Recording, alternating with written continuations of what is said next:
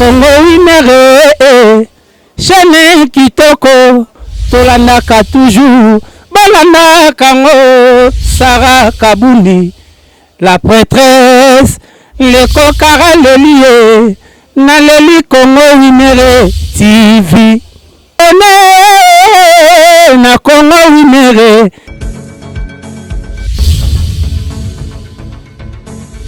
Abonnez-vous massivement sur Congo Winner TV. Bienvenue dans cette émission Tolobelagnon avec Nadia GB. Mesdames et messieurs, bonjour. Partout dans le monde où vous allez suivre cette émission. Beauté bonjour à tous les fidèles abonnés de Congo Winner TV. S'il vous plaît, continuez de vous abonner massivement sur Congo Winner TV. Vous ne serez jamais déçus. Je dis très bien, jamais déçus. Alors, l'actualité nous oblige. Je suis encore retourné aujourd'hui pour nous couper Sabino compte rendu Yamatanga. Mais avant cela, topé Sambote bonjour à Madame Sarah Kabundi. Bambote bonjour à toi et Mbote bonjour à tous les mbala, mes enfants. Bah gros bisous, boza tellement ébélé na lingla bino. Il y a trop. Je disais, nous voulons parler de la réalité Yamatanga Mélodie, c'est vrai. L'artiste Mélodie a Koufaki et son enterrement s'était passé le samedi 25 juin. J'espère que Babone Nabiso Bomonaki Matanga Ndenge se déroulaki. On était là à la morgue, Tokendaki na cimetière, vraiment Bomonaki Matanga Ndenge se déroulaki. Binomo boyebi na DGB na bino ceux qui na fandi na plateau et za pambate. Ceux qui n'ont pas dit dans le plateau parce qu'il y a des choses à dire. Makambuya Koloba et Zali. C'est vrai. Batoubotunana DGB Matanga c'est leki nini les sous. Oui. Matanga leki. Oui. Matanga pense leki. Mais il y a des choses. Oh il est qui na Matanga. Oh yo étiqué batebele. Nga fana na ngai kaka. Nga pe na fana na ngai. Na mona ga téléphone sonné ngara. Nadia, yozawa, makambo bimi. Mais, Ngamoko étant que journaliste, tout en étant sur place ces jours-là, na morgue à matanga morgue à cinquantenaire pour na matanga Mélodie, je puis remarquer quelque chose. En tout cas, j'étais en train d'interviewer les artistes, mais, excusez-moi, nakobima ko kota ko zonga ko baluka ko tengama, je remarquais quelque chose. O etika kingai. L'artiste Mélodie Binonio Soboyebi que Mélodie a travaillé avec le groupe Sans Souci longtemps. Avant tout le monde a Mélodie la Manzonzik, tout le monde a Mélodie na groupe Sans Souci d'Afrique. Mélodie a travaillé dans le groupe Sans Souci d'Afrique à Oumela Kikuna. Mais chose étonnante, je dis bien, chose étonnante, Namatanga ya Mélodie, Tomoni Kakaba ancien, Oyo Basi ba Longwa, groupe Sans Souci. Et c'était Fallon Matondo, mon ami, je te salue, la fille de notre papa Sans Souci, paix à son âme, Atika Bisso déjà. Mais, tout le monde qui ba Serge, bango basi balongwa na bango groupe Sans Souci. Tout le monde qui ba Omari, balongwa na bango déjà groupe Sans Souci.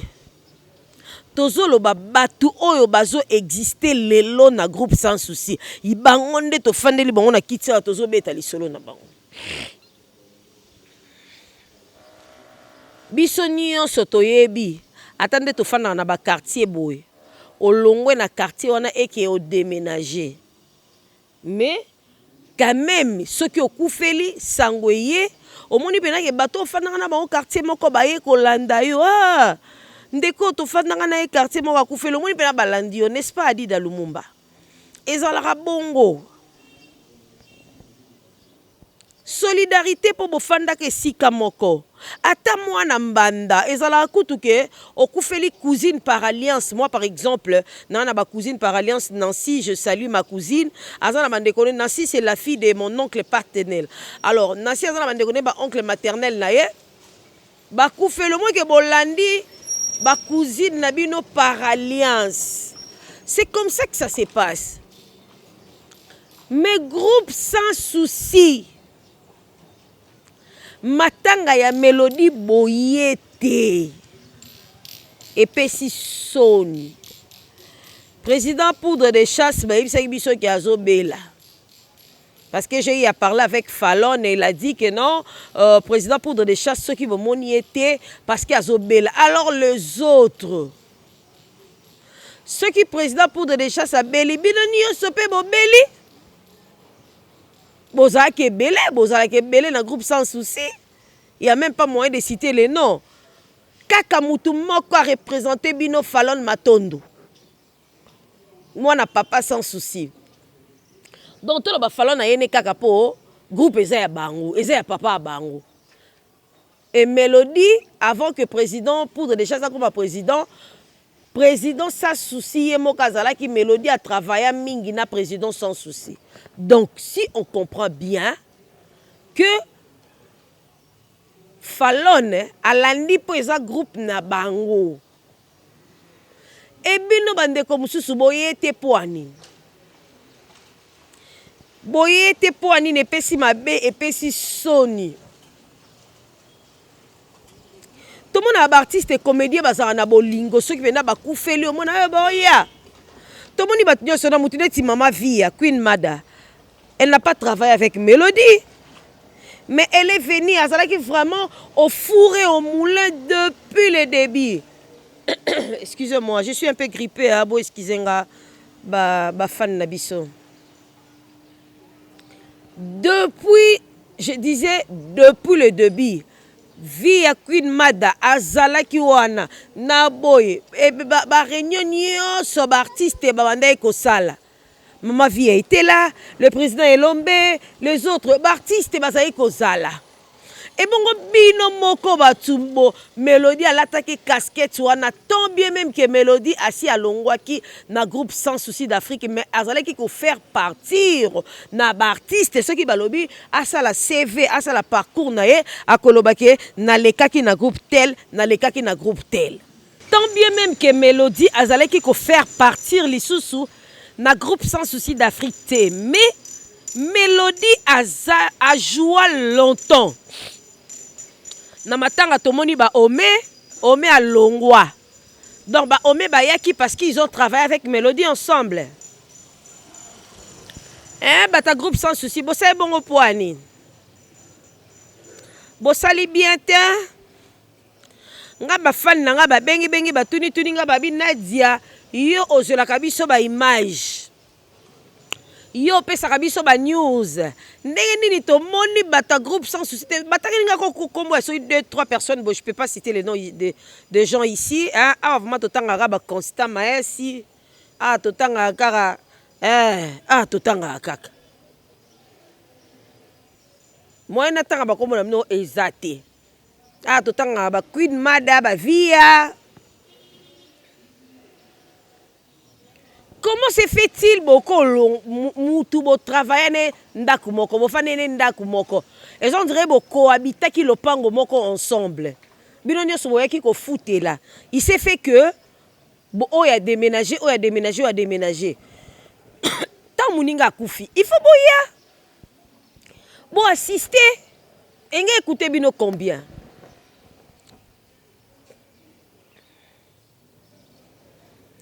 Bande Kolikamba pas ses alliés, mais ce qui est sûr en bref, Matanga Mélodie, elle est caille bien. Matanga elle est caille bien. Toleli Mélodie na morgue. Toke na cimetière ya Gombe o ekunda makarare et pas artiste. En tout cas, to comment keka otala Pepe Kale.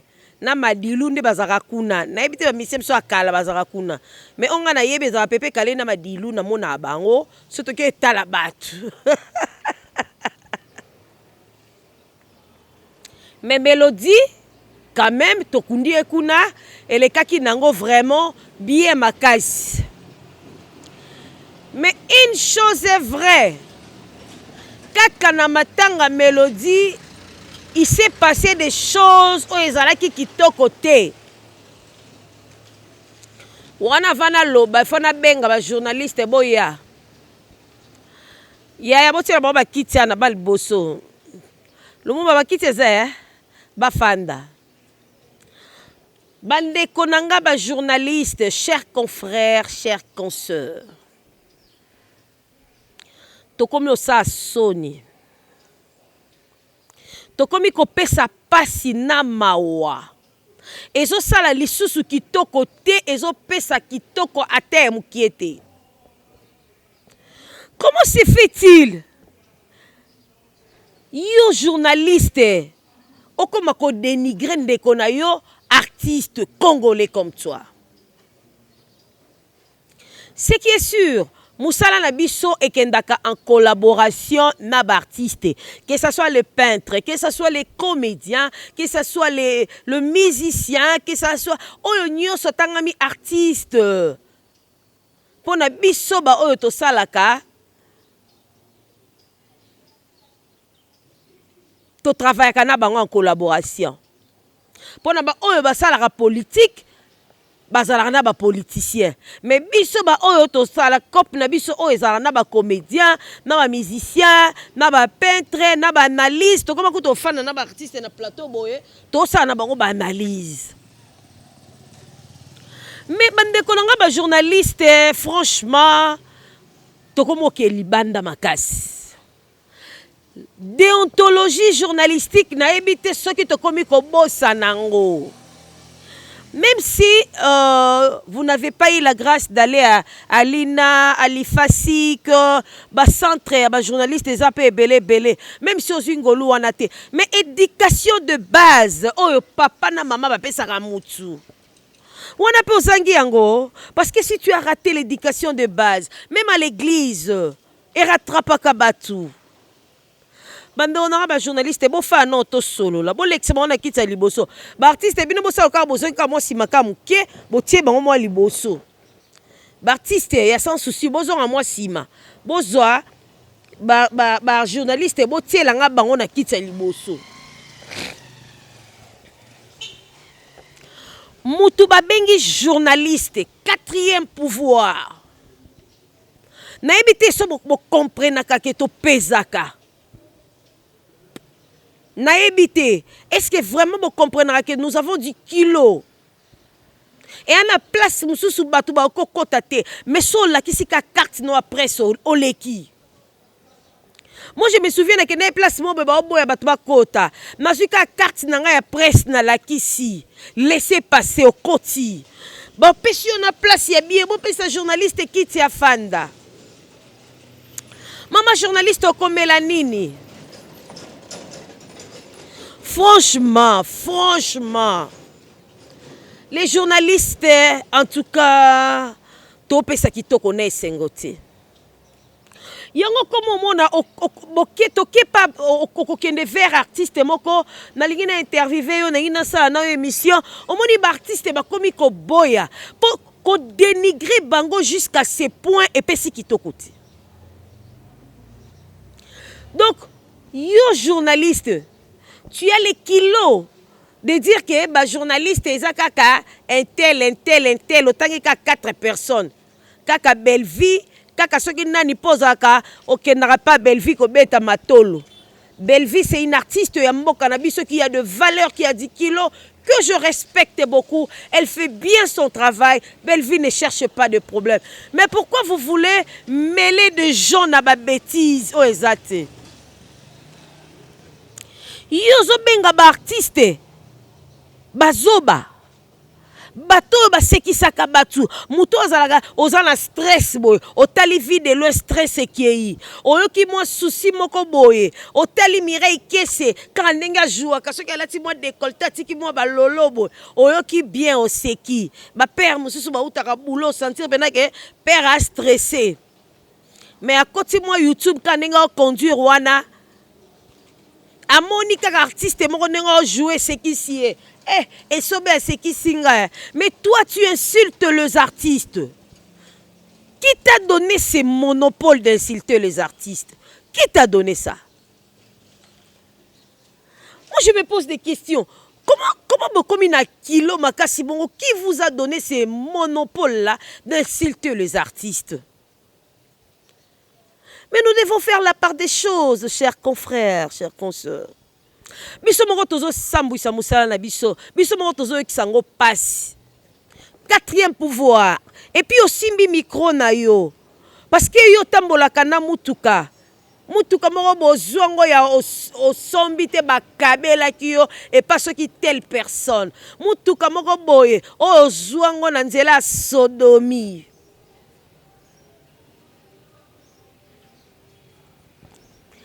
Et aujourd'hui, toi, tu as les kilos d'insulter les gars qui ont vécu avant toi. Avant toi, tu es ba via, tu es ba papa lombe, tu es ba mami lela. Avant toi, yo. Avant tu ba ke Nadia GB moko boye a exista kato mona déjà ba Noela madinga mwasi makasi veut dire soda. Noëlla Madinga, ceux qui a simi micro, tu sens vraiment que c'est une femme battante, une femme intellectuelle, une femme qui... Oh, y'a son lobamamo ezali, avant Nadia GB Baya. Donc nous devons respecter quand même Bato Babanda Moussala avant Bisso. Donc toi, tu n'as pas du respect. Parce que aux Ngolou y'a Kosimba un petit $100. C'est comme ça que moi je l'appelle.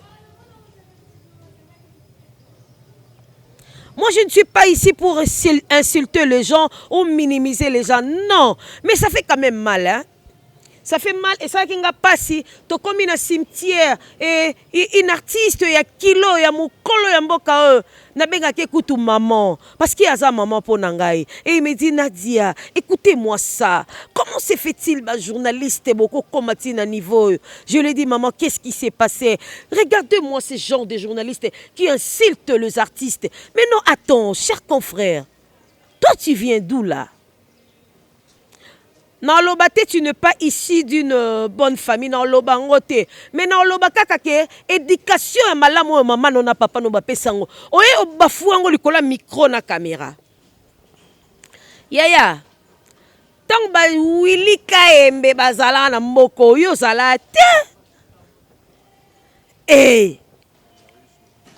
Tango ba tonton Marius bazala ko simba micro na mboko yo biso tozanga na blé blanc. Tango ba o nani tonton mususa salaka bien musala na zande kwa soleil wanga na komuni zalaka nani. Regardez, il y a des journalistes oh ba sala musala ba fingate ba tuloko ba Noëlla Madinga wana asala musala afingate azombongo na ye na musala na ye. Mais bino lelo bokoma po batala yo il faut finga. Po basala mais on est où là? Mais ça ne va pas non? Diji maman Maléo, mbote bonjour à toi, moi Sambinga. Mais ça ne va pas. On est où là? Et comment on peut ça sonner? Non, il bate. Bozo utaka na ba shege ki balabala. Nde bozo ya mbala moko bo simi micro ou comment? S'il vous plaît, bandeko na ba journaliste. Na ebi ke bino bozaka doué na ko finga. Bino na ebi te muto apesa bino monopole ya ko insulter bato na ebate so fana na mboka nini. Na ebi ke bozaka doué bo finga te. Mais bo kanga ka minoko bo yoka ba no yebisa bino. Muta répondre te bo kanga ka minoko nde bo fani liboso ana. Bo yoka ba no yebisa po ko mo kisapso soni. Non c'est pas na bino te. Nenga la changer métier le mumba bi te. Zaka wana, il faut le mélanger, on peut changer. Bon changer. Nalinga bino bandeko nanga mingi. Musala to sala ya facilité hein. Regardez là je suis grippé mais je suis obligé de parler. Bon il faut na pesa ba fan na biso ya Congo Winner TV compte rendu ya matanga ndenge le kaki po ba ozela ngai. Hervé Luzolo bengi nga GB balobi yindaki na matanga ba fingi ba artiste. Donc, Batubando, c'est la compte rendue. Je suis obligé de m'asseoir là et parler. Naba fan nanga, il va comprendre ce qui s'est passé ces jours-là. Mais c'est quoi yo o lalika bolamu qui n'habite outi na planète nini? Oa kinoa. Oye bo respecter ba ya mikolote. Ba ya baninga oye bo respecter bangote. Bien te. Bien te makasi. L'église catholique balobaka waza matoya koyoka ayoka. Waza excusez-moi motema ko bomba bomba. Bino na lobi boyoka pe bomba. Ngala ba bino oya za matoyi te na ligite. po na yebi ke bwana matoi yango neti yo fanye liboso o acha choko azaka mwindo akomi choko makasi yo za liboso ozo yoka azaka gaucher boy ozo yoka to sepela na bino bosala misala na bino bien bozwa ba abonné belé po bobandaka ngo avant biso ne misusu tozwaka na tanto tanga bino bosala ke école buissonnier yango bobandaka ngo avant biso sérieux période na YouTube ezaka facile yango bokoma na babone ebele mpo na iki YouTube alelo neti yo o garçon oyo neti yo ya choko oyo na éducation mabe wana nango nanga o mata fa abonné te garçon ya choko oyo ozotala nga koloba te fanda kimia yo yoka kaka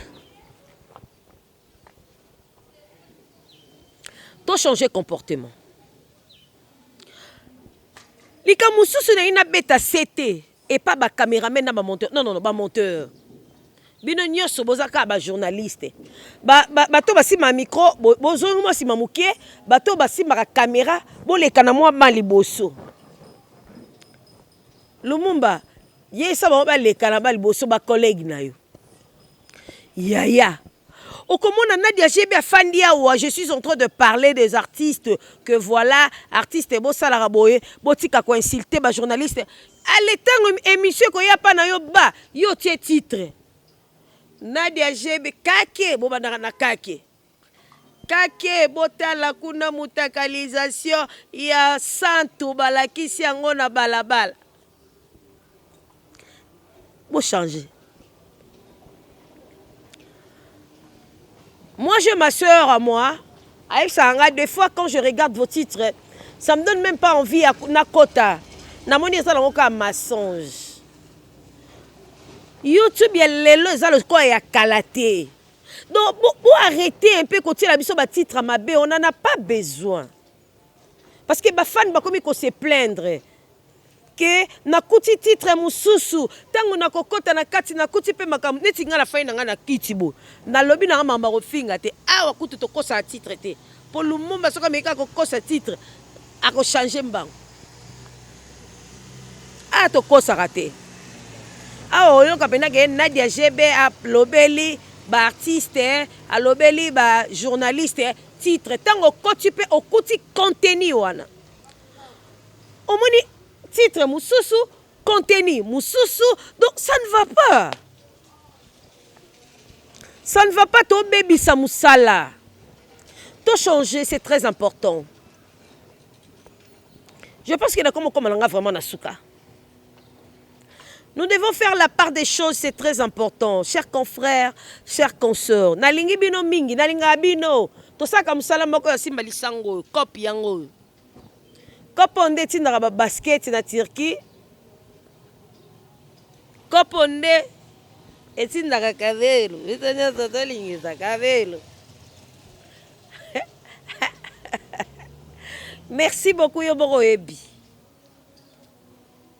0033.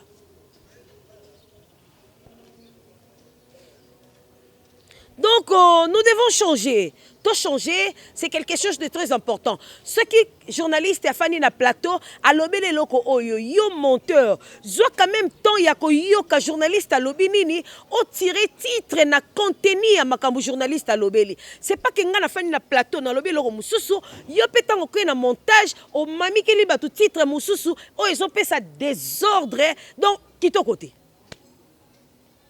Bato bazo kotala lisusu te bato bakomi kokende bake kotala bisika bato bafingaka bisika bato balakisaka ba nini oyo bisika makama nini oyo ezalaka or biso makama nini oyo ezalaka te fan nanga moko ayebisinga adida abi Nadia ngana kena nanga otana nanga sans tabou po bino awawa sans tabou so batie titre bongo koti po kuti makama pe ba osala bino awa ezaka lokuta ya la Congo winner landaka biso to kosa te nde na fandi boy na lobeli makambo ba artiste ya groupe sans souci ndenge bayaki na matanga ya mélodie te les artistes actuels je ne dis pas artistes oyo balongwa déjà par entre autres ba Omari ba Serge ba Omé bango basi balongwa bango bayaki artiste moko oto monaki kaka Fallon Matondo mon ami que j'aime beaucoup moi ça mwindu li corona kaka moko tomonaki Fallon nayebisaki biso ke président poudre de chasse aza malade et les autres boya ite poane ce qui okuti contenu titre okokuta na contenu pe okokuta ngo Santos ba gros bisous à toi. Donc, je pense que tu as commis vraiment une sous-analyse d'Abisso. Nalinga qui est un peu d'apé, ça me compte rendu parce qu'il y a des gens qui m'ont écrit sur mon WhatsApp que voilà, GB, matangue les kainde nini, au PCBisso suite, que je suis un peu grippé. Le temps pour moi, voye bonga kaka mukie, naro fanda, naroya, naïb sabino nenge les kaki. Alors, nous voici à la fin de cette analyse, sans oublier les 30 juin, c'est déjà, c'est jeudi, excusez-moi. Le 30 juin, c'est déjà ce jeudi. Wenge musique à 4x4, ça va inda, ça va chauffer. Boebi que soda na bino makasi na déjà bazala wana na di da Lumumba. To quitter la bino na terrain ko la bino ba image.